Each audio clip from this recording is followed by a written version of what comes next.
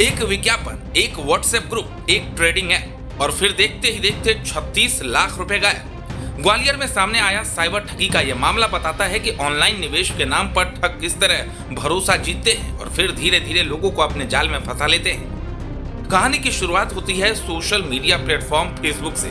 पीड़ित की नजर ऑनलाइन ट्रेडिंग से जुड़े एक विज्ञापन पर पड़ी।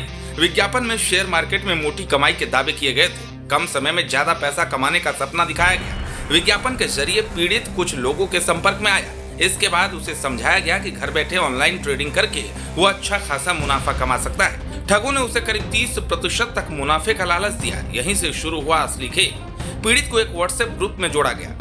ग्रुप में ट्रेडिंग से जुड़े मैसेज, शेयर बाजार के अपडेट और मुनाफे के कथित स्क्रीनशॉट लगातार शेयर किए जाते थे। मकसद साफ था, पीड़ित को यह भरोसा दिलाना कि वो बिल्कुल सही जगह निवेश कर रहा है और यहाँ पैसा लगाने से लगातार फायदा होगा।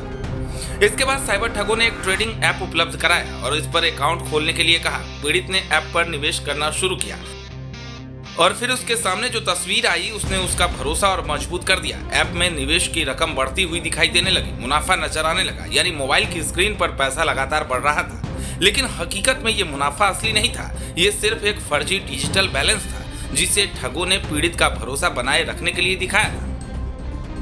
जब पीड़ित ने अपने कथित मुनाफे को निकालने की कोशिश की तो ठगी का अगला चरण शुरू हुआ।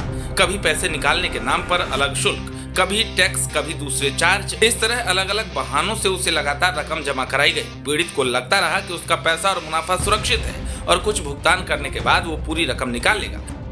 लेकिन जब तक उसे असलियत समझ आती तब तक वो करीब 36 लाख रुपए कमा चुका था।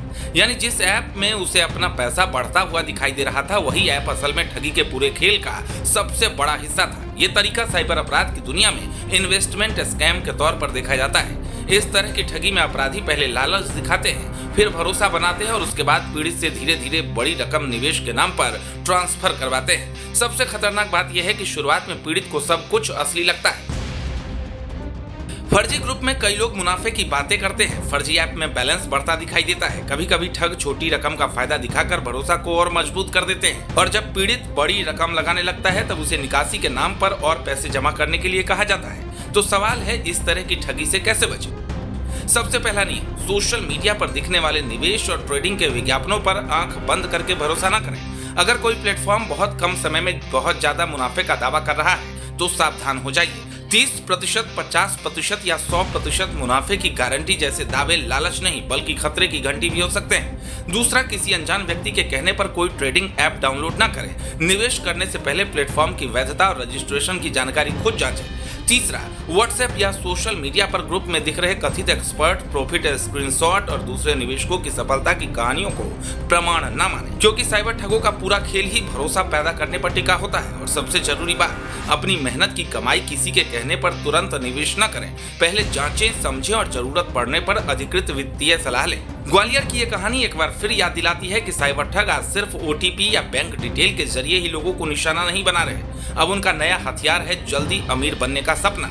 मोबाइल की स्क्रीन पर दिखता हुआ मुनाफा कभी कभी सिर्फ एक चमकता हुआ जाल होता है। इसलिए निवेश में सबसे जरूरी चीज सिर्फ पैसा नहीं, सही जानकारी और सतर्कता है, क्योंकि लालच में किया गया एक क्लिक आपकी सालों की मेहनत की कमाई को कुछ ही मिनटों में खत्म कर सकता है।